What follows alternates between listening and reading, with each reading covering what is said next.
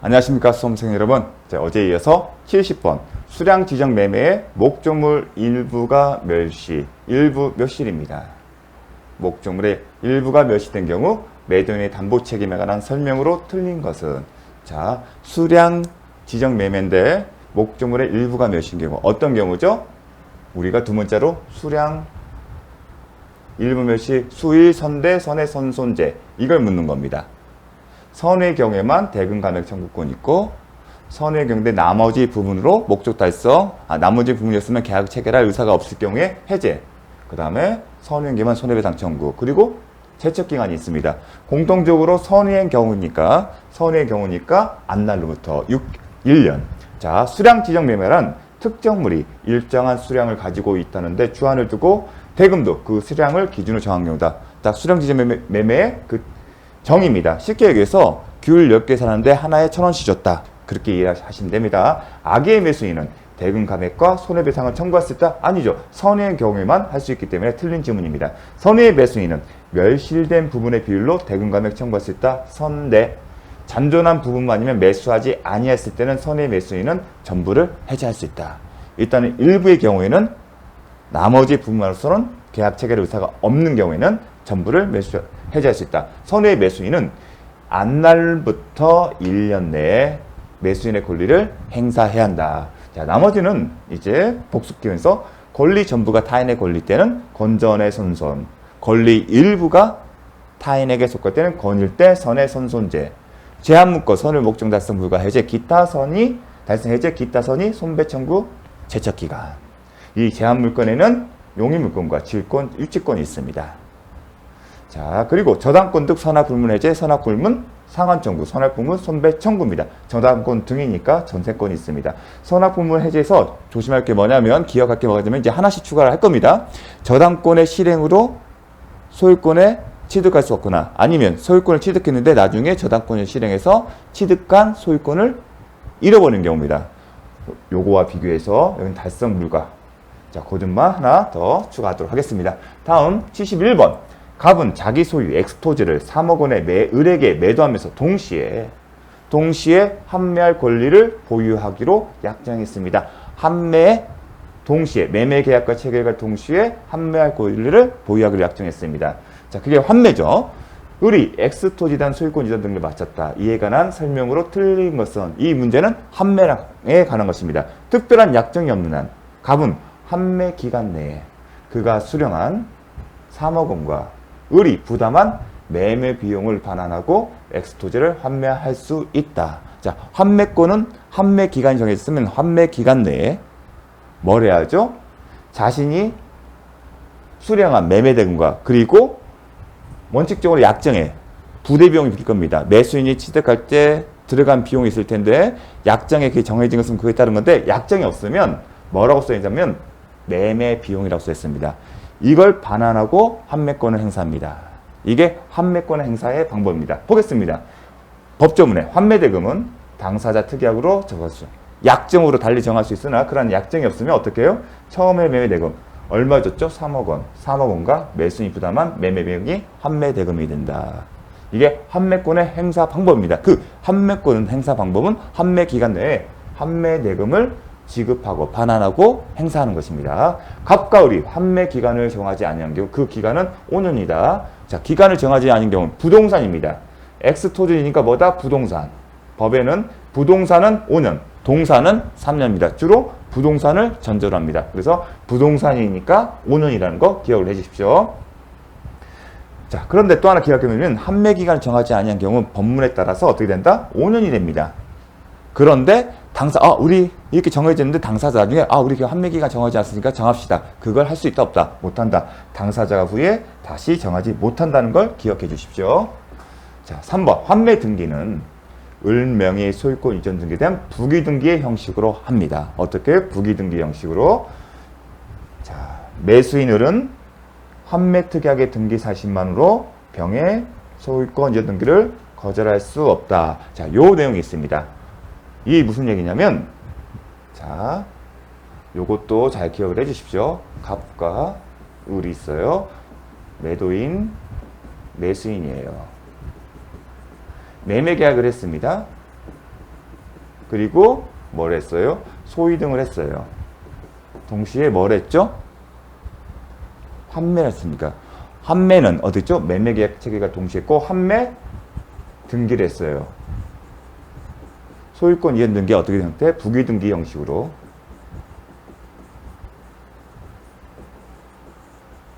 그런데 이러한 상황에서 을이 제3자에게 매각을 했어요. 매매. 계약을 했어요. 계약이 체결됐습니다. 계약이 체결된 상태에서 병이 을에게 계약에 기초한 소유권 이전 등기 청구권을 행사했습니다. 소유권 이전 등기 필요한 서류를 줘. 하니까 을이 뭐라고 대답했냐면 환매 등기가 되어 있으니까 지금 못한다. 거절한 겁니다. 그런데 이 문제는 뭐냐면 아직 환매권을 행사하기 전에 갑이 그 상태에서 환매 등기 사실은 을의 가병에 대한 소유권 이전 등기 의무 있죠. 매매계약 소유권 이전 등기 의무가 있죠. 의무의 불이행 사유가 아니에요. 환매 등기 자체가. 환매 등기 자체가 있다 하더라도 을에서 병을의 소유권 이전 등기는 가능해요. 다만 나중에 환매권을 행사했을 때, 실제로 행사했을 때 병합회 등기로 대항을 하지 못할 뿐이지 환매가 등기되고 아직 환매권을 행사하기 전이라면 이 의무 자체가 불능사유가 아니라는 겁니다. 가능하다는 겁니다. 지금 을은 환매 등기에 대해서 이 의무가 불가능합니다. 그 얘기를 하고 있는 겁니다.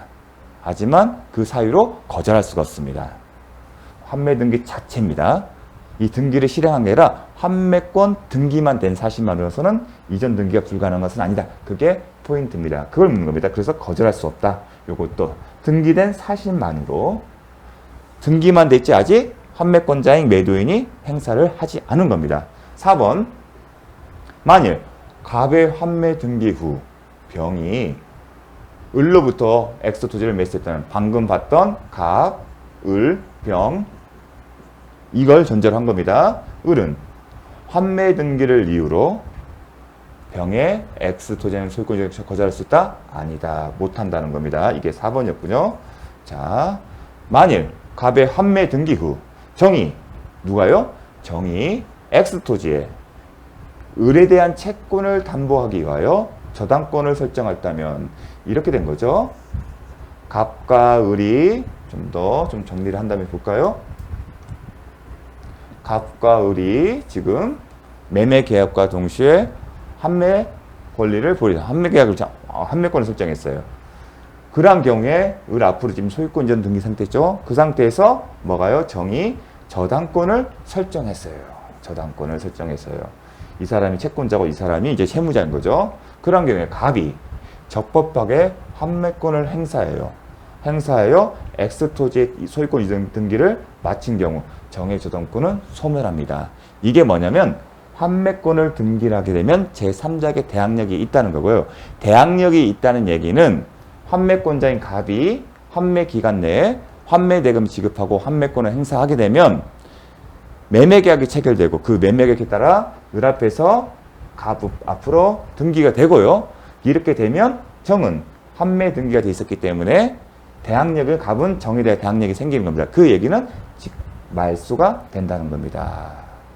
그 얘기를 한 겁니다. 그러니까 환매 등기라고 하면 제3자 대항력이 있다는 얘기는 향후에 환매권을 행사하여 갑이 소유권을 넘겨받으면 정에게 대항할 수 있다. 그 얘기는 정의 저당권은 소멸한다는 얘기입니다. 매매 등기에 동시에 환매권의 보류를 등기할 수 있으며 그 등기를 할 때에는 제3자에 대하여 효력이 있다. 결국은 이런 의미입니다. 이 효력이 있다는 의미가 바로 요거의 예입니다. 잘 기억을 해 두십시오. 요것 또한 괜찮은 지문입니다. 갑은 자기 소유 부동산의 교환 계약에 관한 설명으로 옳은 것은 자 교환 계약에 자 애우죠. 우리가 쌍무냐 유상이냐 했을 때 저는 어떻게 외웠죠? 자 파리 매대 한그 매매 임대차 교환 토그 쌍무면 항상 유상이죠. 그리고 낙선 계약 그리고 분류식 계약이고요. 사무증 사용대차 그 다음에 무상임치 증여는 편무 무상 낙성 분류식 계약입니다. 자, 유상 쌍무계약 맞죠? 일방이 금전의 보충 지급을 약정한 경우 그 금전에 대해서는 매매 대금에 관한 균형을 준용한다. 보충금의 개념은 교환계약은 금전 이외의 물건을 서로 주고받는 거예요. 그렇죠? 교환계약 자체는. 그런데 서로 주고 받기로 한 교환하기로 한 그 물건 사이에 가치가 맞지 않을 때는 그 가치의 갭을 뭘 본다? 금전으로 보충하는데 그걸 뭘 한다? 보충금이라 하고, 민법 규정은 그에 대해 있어서는 매매 대금에 관한 규정을 준용한다고 했습니다. 요거는 법조문 그 자체입니다. 디귿번 다른 약정이 없는 한 맞습니다. 다른 약정이 없는 한 각 당사자는 목적물의 하자에 대해 담보책임을 부담합니다. 자, 특징이 유상계약이에요. 설명했습니다. 매매에 관한 규정은 그 규정에는 뭐가 있죠? 담보책임에 관한 규정은 특별한 사정이 없는 한, 별도의 규정이 없는 한 유상계약에도 준용된다. 그렇기 때문에 담보책임을 부담합니다. 요 문구도 잘 기억해주십시오. 교환계약의 당사자는 각자 목적물의 하자에 대한 담보책임을 진다. 잘 나오는 지문입니다. 1번 당사자가 자기 소유 목적물의 시가를 묵비하여, 자, 묵비할 때는 가만히 있었다는 겁니다. 상대방에게 고지하지 않더라도 특별한 사정이 아는 경우 특별한 사정이 없는 상대방의 의사결정에 불법적인 간섭을 한 것이다? 아니다. 요 지문도 계속적으로 자주 나오는 지문입니다. 시가를 묵비하더라도 부당한 간섭이 아니다. 사기가 아니라는 겁니다. 사기가 아니라는 거예요. 의사결정에 불법적인 간섭을 한 것은 아니라 사기나 강박이 아닙니다. 이거는 강박 자체를 묻는 게 아니라 묵비할 고지하지 않았다는 얘기는 고지할 의무가 있는데 그럼에 불구하고 고지하지 않은 것은 기망행위에 해당된다는 그 법리를 적용한 겁니다. 하지만 대법원 판례는 이러한 교환계약에 있어서는 기망행위에 해당되지 않기 때문에, 기망행위에 해당되지 않기 때문에 불법적인 간섭도 아닙니다. 이런 의사결정 불법적 간섭은 제가 얘기를 했습니다. 의사표시의 하자에 대해서 대법원 판례는, 그리고 법조문에는 시소권자와 관련해서 착오, 그 다음 뭐였죠? 비진의 표시, 그 다음에 의사표시의 흠결이라고 합니다. 그리고 사기 강박과 관련해서는 부당한 간섭이라는 표현을 씁니다. 그래서 의사표시가 불일치한 게 아니라, 불법적인 간섭은 한번 참고를 하겠습니다. 의사표시가 불일치가 아니고 의사표시는 일치한데 그 표시 과정에서 제3자의 기망이든 감목이든 간섭이 있었다. 그게 부당한 간섭이라는 거, 자, 참고를 알아두십시오. 73번 을이 갑으로부터 건물 소유 목적으로 토지 임차입니다. 이게 키포인트죠. 그 이외에 자신의 건물을 신축한 경우에 관한 설명으로 틀린 것은, 자, 이런 건물 등의 소유 목적으로 토지 임대차 계약은 이런 지문이 자주 출제되고요. 토지 임대차 계약은 중요합니다. 자, 을이 갑으로부터, 그럼 갑이 임대인이에요. 을이 임차인이에요. 그리고 이 토지 임대차 계약은 어떤 목적이다? 단순히 농장 목적이 아니라, 농경 목적이 아니라 건물 소유 목적입니다. 건물 소유 목적의 토지 임대차 계약에 적용되는 특별한 규정이 있기 때문에 중요합니다. 그리고 기약하금은 자신의 건물을 신축했습니다. 자, 보겠습니다. 특별한 사정이 없는 한 갑이 X토지 소유자가 아닌 경우에도 임대차 계약은 유효하게 성립합니다. 맞습니다. 민법상 임대차 계약은 원칙적으로 반드시 소유자의 필요가 없습니다. 반드시 소유자의 필요가 없다. 제가 설명했습니다. 이건 민법상 임대차. 자, 토지 임대차 계약이기 때문에 뭐 주택 임대차나 상가금지 임대차 계약에 해당될 점이 없죠. 이건 단순히 민법상 임대차 계약입니다. 621조 제1항의 문구입니다. 자, 그리고 두 번째, 갑과 을 사이에 반대 약정이 없으면, 을은 참고로 뭐 특별한 사정이 없는 한, 반대 약정이 없으면 대부분은 여름 수험생 입장에서는 계약 관계를 전제로 해서 별도의 의사표시가 없는 한, 그렇게 이해를 하십시오. 처음 공부할 때는 이런 문구들이 신경을 쓰일 겁니다. 근데 반대 약정이 없으면 특별한 사정이 문구에 너무 포인트를 주지를 마십시오. 오히려 그게 방해가 됩니다. 그냥 당사자, 왜냐면 계약은 사적 자체의 원칙이에요. 강행법기가 대부분 임의법기예요. 임의법기가 뭐죠? 당사자의 약정에 의해서 법과 달리 정하더라도 효력이 있다는 겁니다. 그걸 염두에 들어가는 문구들이 많습니다. 반대 약정이 없으면, 을은 항상 이런 것들은 잠시 접어두고 다른 데 포인트 주십시오. 을은 임차인은 임대인에 대하여 임대차 등기 절차에 협력할 것을 청구할 수 있다. 이 또한 법정문입니다. 621조 제1항입니다. 제가 아까 잘못 표현했네요. 일반하고 상관없는 건데, 협력 청구할 수 있는데 협력을 청구할 수 있고 임대인에게 의무를 부과하는 게 아닙니다. 임대인은 거절할 수 있는 권한이 있습니다. 그래서 협력할 것을 청구할 수 있다. 하지만 형성권이 아니기 때문에 일방적 의사표시로 뭔가 할 수 있는 건 아닙니다. 단지 이렇게 해주세요 부탁한다. 상대방은 거절할 수 있다. 자, 3번 의리. 임차인이 현존하는 지상 건물을 등기해도 임대차를 등기하지 않은 때에는 3자에 대해 효력이 없다. 요 조문이 있죠. 어떤 조문이죠? 622조 제1항입니다. 어떤 내용이죠? 건물 등의 건물 소유 목적의 토지 임대차 계약을 체결하고 건물 소유 목적 토지 임대차를 전제합니다. 그리고 그 건물이 등기를 하는 거예요. 그렇게 되면 어떠한 효겠죠? 지금 등기는 뭐랬죠? 건물에 대한 소유권 보전 등이나 소유권 이전 등기입니다. 그렇게 하게 되면 별도로 토지 임차권에 대해서 등기가 없다 하더라도 건물 등기가 있으면 토지 임대차 등기가 마치 있는 것처럼 효력을 부여한다는 겁니다. 원칙적으로는 토지 임대차에 대한 임차권 등기라면 등기 실제로 해야 돼요. 하지만 토지 임차권을 등기하지 않더라도 단지 건물에 대한 등기하더라도 토지 임차권 등기가 생긴 것 같은 효력을 부여하고 있습니다. 그렇게 함으로써 토지 임차를 보호하고 있습니다. 이렇게 건물 등기가 있으면 이렇게 생각하시죠. 622조 1항 딱 항상 머릿속에 어떤 경우 건물 소유 목적의 토지 임대차 계약이고 건물에 대한 등기입니다. 그렇게 되면 별도로 토지 임차권 등기를 하지 않다 하더라도 토지 임차권 등기가 됐다 이렇게 생각하시죠. 건물 등기가 됐으면 플러스 토지 임차권 등기 생겼다. 수험생 입장에서는. 그러면 그 이후에 토지의 소유자가 바뀌더라도 새로운 토지 소유자에게 임차권을 주장할 수 있다. 이게 키포인트입니다. 이렇게 되면 건물 등기만으로도 그러니까 이가 621항에 있으면 실익은 뭐예요? 건물에 대한 등기를 한 이후에 토지 소유자가 바뀌는 겁니다. 그러면 토지 임차인은 새로운 토지 소유자에게 대항할 수 있다. 임차권을 주장할 수 있다는 겁니다. 주장할 수 있기 때문에 새로운 소유자는 토지 임차인에게 건물 철거 및 인도 청구를 못한다는 겁니다. 그게 논의의 실익입니다. 그러니까 언제 한다는 걸 잘 기억해 주십시오. 언제요? 건물 등기 이후에 소유자가 바뀌는 경우입니다.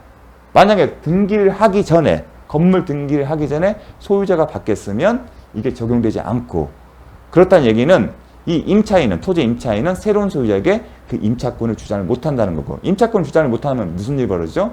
건물 청구 및 토지 인도를 해줘야 합니다. 왜냐하면 임대차 계약은 물건이 아니기 때문에 특정의 상대방에 대해서만 임차권을 주장할 수 있고 계약과 무관한 그 계약상 지위를 임대인의 지위를 승계하지 않는 새로운 소유자에게는 임차권을 주장하지 못하는 게 원칙이기 때문입니다. 그래서 원칙에 대한 예이기 때문에 임차인 보호 규정인 겁니다. 정말 중요합니다. 또 나올 겁니다. 4번 10년의 임대차 기간이 경과한 때 기간 경과로 계약 기간 만료로 종료되었던 겁니다. 을의 지상 건물이 현존하는 경우 을은 갱신을 청구할 수 있다. 토지 임대차 어느 경우에 건물 소유 목적에서 그러면 갱신 청구권이 있어요. 근데 언제다?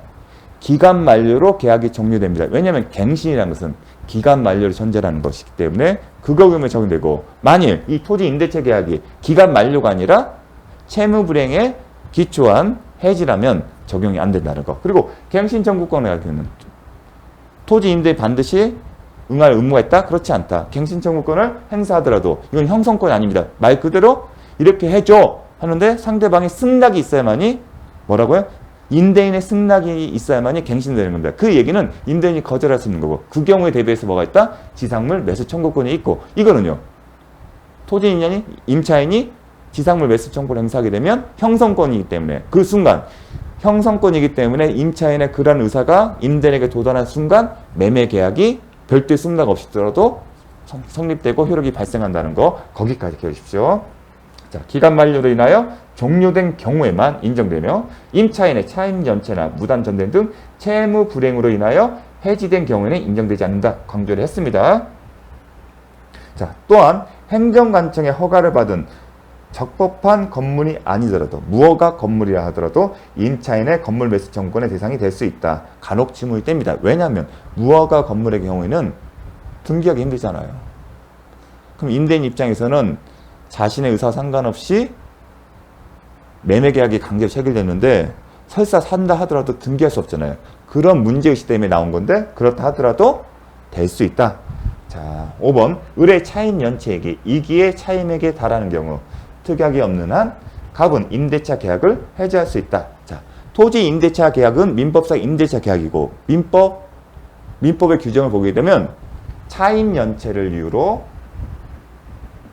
계약을 해지할 수 있다는 규정이 있습니다. 먼저 임의 규정이기 때문에 당사자가 토지 임대차 계약을 체결하면서 차임을 정했는데 차임이 연체액을 뭐 3개월, 4개월 이렇게 정할 수도 있고 아니면 그런 규정을 안 줄 수도 있어요. 만약에 정한 경우라면 거기에 따른 거고요. 그게 없으면 법조문인데 기억할 건 뭐냐면 차임 연체는 토지, 건물 소유 목적의 토지 임대차 경우에는 이 규정이 적용돼요. 또 하나는 뭐냐면 건물. 주택이나 상가, 건물인데 이 건물은 주택임대차법이나 상가건물 임대차법이 적용되지 않는 거예요. 그의 건물의 경우에만 차임연체 계약 해지가 규정이 적용됩니다. 이 차임연체는 몇 날? 2개월이에요. 2월분. 2기의 차임액이에요. 그걸 잘 기억해 주십시오. 민법상 임대차 계약에 보면 차임연체를 이유로 계약 해지할 수 있는데 그게 모든 임대차 계약이 적용되는 어떤 경우? 건물 소유 목적의 토지, 건물 등 소유 목적의 등에 맞아요. 건물, 기타 공정물, 뭐 채집, 식목, 뭐 목장 등인데 시험은 항상 건물이었어요. 그러한 경우에 임대차 계약과 건물 임대차 계약. 하지만 이 건물 임대차 계약에 있어서는 뭐다? 주택이냐 상가냐 된지를 먼저 봐야 돼요. 물론 주택의 경우는요. 주택의 임대차 계약 참고로 하려면 그럼 주택 임대계약 항상 주택이냐 상가 경우 항상 특별법 생각해야 돼요. 상가 경우는 분명해요. 3기분. 민법은 2기로 돼 있지만 상가 건물 임대차법은 3기예요. 그렇기 때문에 특별법이 우선 적용되는 거고요. 그리고 강행 규정이에요. 따라서 상가 임대차 계약 당사자가 상가 임대차법과 달리 정해서 임차행에 분리하면 효력이 없는 겁니다. 그러면 주택 임대차법은요. 별도의 규정이 없습니다. 별도의 규정이 없기 때문에 민법으로 돌아온 거예요. 근데 민법 보니까 주택은 건물이잖아요. 건물 임대차 계약에는 차임 연체가 2기 차임에 달한 경우는 해지할 수 있다는 규정이 적용되는 겁니다. 요것도 잘 기억을 해 주십시오. 좀 어렵게 나오면 요 부분에 우리가 이걸 보면서 모든 임대차 계약에 적용되는 거 아닌가 그렇게 생각할 수 있는데 그렇지 않다는 거 제가 강조를 했습니다. 자, 요건 했고요. 자, 좀 추가적으로 지금 제가 뭐가 있냐면 이제 갱신 청구권과 그 다음에 지상물 매수 청구권에서 좀 더 알아보겠습니다. 건물 소유 목적으로 한 토지 임대차 기간이 만료된 경우 임차인의 계약갱신 청구 없이도 할 수 있다? 아니다. 먼저 계약갱신 청구권을 행사하고 뭐죠? 임대인이 이를 거절했어야만이 지상물 매수, 건물 매수를 청구할 수 있습니다. 즉 임대인의 갱신 거절이 있어야 지상물 매수 청구를 행사할 수 있다. 그런데 이와 관련해서 이런 경우입니다. 좀 특이한 게 있습니다. 뭐다? 기간에 정함이 없는 임대차예요. 근데 기간이 정함이 없는 임대차, 당연히 기간이 정함이 없는 임대차 이런 게 나오면 이게 주택임대차법이나 상가건물 임대차법이 적용되는지 살펴봤는데 지금은 토지 임대차 계약이기 때문에 민법상 규정이 임대차 관련 규정이 적용된다는 것을 딱 캐치해야 합니다. 항상 임대차가 나오면 이게 민법상 임대차 계약인지 아니면 상가인지 아니면 주택임대차 보호법이 적용되는 계약인지를 항상 염두에 두셔야 합니다. 따라서 민법의 임대차 계약에 따르면 당사자든지 언제든지 계약 해지를 통고할 수 있습니다. 그런데 기간이 없는 임대차에서 임대인이 해지 통고에서 종료된 겁니다. 이 경우는 실질적으로 기간 만료에 해당되고 이러한 경우는 뭐다? 해지 통고 자체가 계약 갱신 거부 의사이기 때문에 별도로 이미 임대인이 계약 갱신 거절 의사를 표시했기 때문에 별도의 갱신 청구를 하지 않다 하더라도 곧바로 할 수 있다. 좀 독특하죠? 이거랑. 근데 하나씩 논리적으로 따져보면 맞는 겁니다.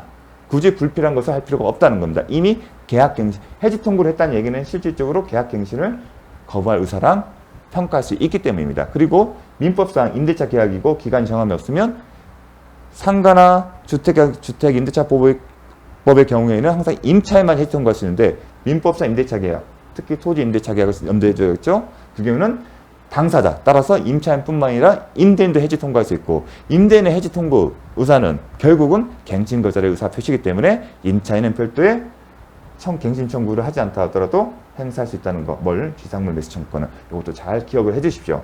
형성권이 지상물 매수 청구권을 행사하면 어떻게 된다?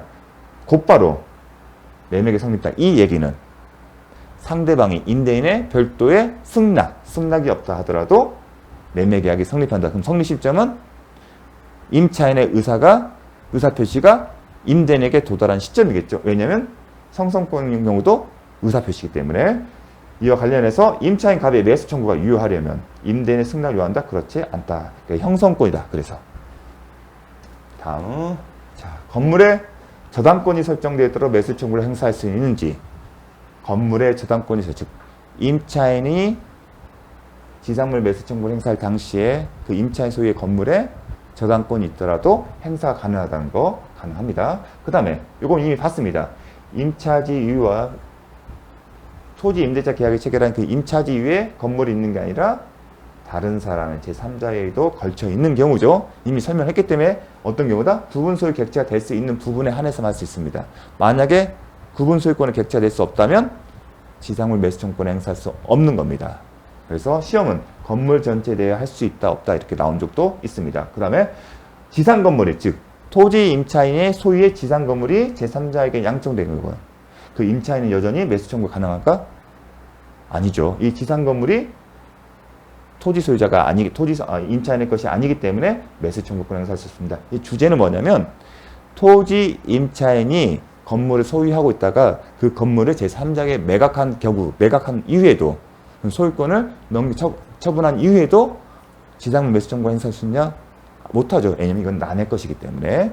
자, 혼동하지 마십시오. 반대로 이 경우는 건물의 소유자가 바뀐 게 아니라 토지 소유자가 바뀐 거예요. 그러한 경우에도 새로운 소유자에게 갱신 청구 내지는 지상물 매수 청구를 행사할 수 있는지 여부가 있는데 이 경우에는 새로운 토지 소유자에게 임차권을 대항할 수 있는지 여부에 따라 달라집니다. 즉 임차권을 대항할 수 있다면 즉 새로운 소유자에게 임차권을 주장할 수 있으면 그 경우에는 갱신 청구권 그리고 지상물 매수 청구를 행사할 수 있고 그렇지 못하는 경우에는 못한다는 겁니다. 그러면 언제 대항할 수 있죠? 임차권을 등기한 경우가 되게 대표적이죠.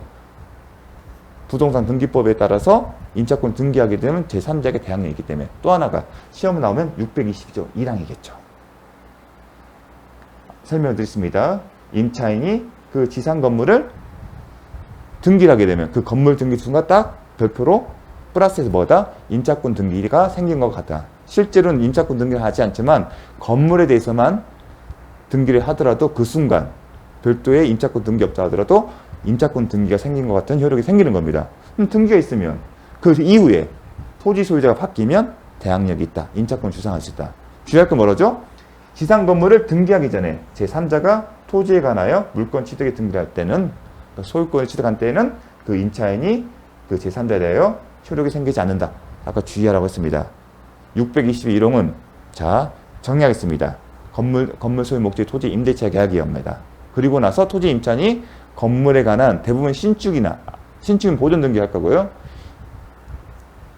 보존 등기된 건물에 소유권을 넘겨받는 거면 이전 등기겠죠. 그럼 등기를 하게 되면 그 순간 토지 임차권 등기가 생긴 것과 같은 효과가 있다. 그 이외에 토지 소유자가 바뀌더라도 새로운 소유자에게 토지 임차인은 그 임차권을 주장할 수 있다. 그러한 경우에는 뭘 할 수 있다? 계약기간 만료로서 임대차 계약이 종료되면 갱신 청구권이나 지상물 매수 청구권을 누구한테? 새로운 소유자의 토지 소유자에게 주장할 수 있다. 그렇게 정리를 잘 하셔야 합니다.